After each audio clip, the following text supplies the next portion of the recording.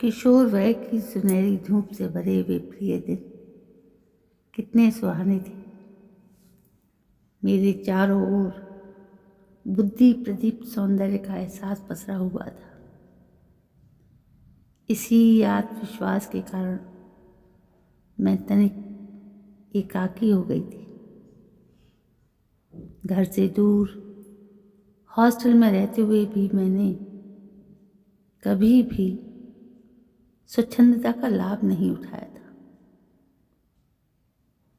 गीत संगीत का शौक ही मेरे अकेलेपन का साथी था। मेरा शुरू से ही ये मानना था कि संगीत में जो कशिश है वो न सिर्फ तन्हाई को बल्कि हर मुश्किल को दूर कर सकती है। संगीत से ये गहरा लगाव ही मुझे बेहद खुश रखता था। उन्हीं दिनों हमारी कक्षा पिकनिक पर गई। हरी भरी पहाड़ियाँ, कल कल बहता स्वच्छंद झरना, तो पास ही दरी बिछा हम छात्र छात्राएं संकोच से बतिया रहे थे। साथ में लाइव टेप रिकॉर्डर पर मधुर पुराने फिल्मी गीत बज रहे थे। तभी किसी ने प्लेयर बंद कर दिया। एक सहपाठी के विषय में कहा गया कि वो बहुत अच्छा गाता है एवं क्यों ना उससे ही कुछ सुना जाए। तेरी आंख के आंसू पी जाऊं, ये गीत गाते हुए वो गौरवर्ण सुदर्शन सहपाठी मेरी ओर ही क्यों देखे जा रहा था कि मैं तब समझ नहीं पाई। उस दिन के बाद हमारी मित्रता हुई जो धीरे धीरे असीम सुकोमल भावनाओं की डोर से हमें बांध गई। पहले प्यार ने हम दोनों को कुछ ऐसा छुआ कि कब साथ जीने मरने का इरादा कर लिया पता ही नहीं चला। मोहब्बत की इन भावनाओं के बीच हमारी पढ़ाई भी चल रही थी।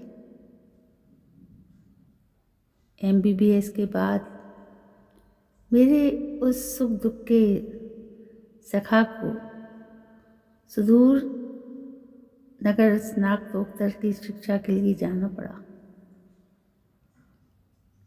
वियोग के पल कितने निर्मम होते हैं और कितने कठिन भी। 3 वर्ष पत्रों का आदान प्रदान रहा। फिर समय की धुंध हमारे रिश्ते के बीच छा गई। धीरे धीरे पत्रों का सिलसिला कम हो गया और फिर आखिर में बंद ही हो गया। शायद माता पिता की आज्ञा अनुसार वो विदेश चले गए। बचपन से ही शरद चंद्र टैगोर पढ़ पढ़कर पली बड़ी मैं उस प्रसंग को विस्मृत ना कर सकी। सुगंधित पत्रों व जीवंत स्मृतियों का पिटारा अब भी पास था। शायद एक आस थी कि मेरे पहले प्यार की उन सुखद अनुभूतियों का एहसास उसे भी होगा और कहीं ना कहीं उसके मन में भी वो तड़प वो कशिश तो जिंदा होगी ही। नहीं जानती थी कि ये मेरा भ्रम था या फिर हकीकत, पर मैं बस उसकी यादों से बाहर निकलना चाहती थी।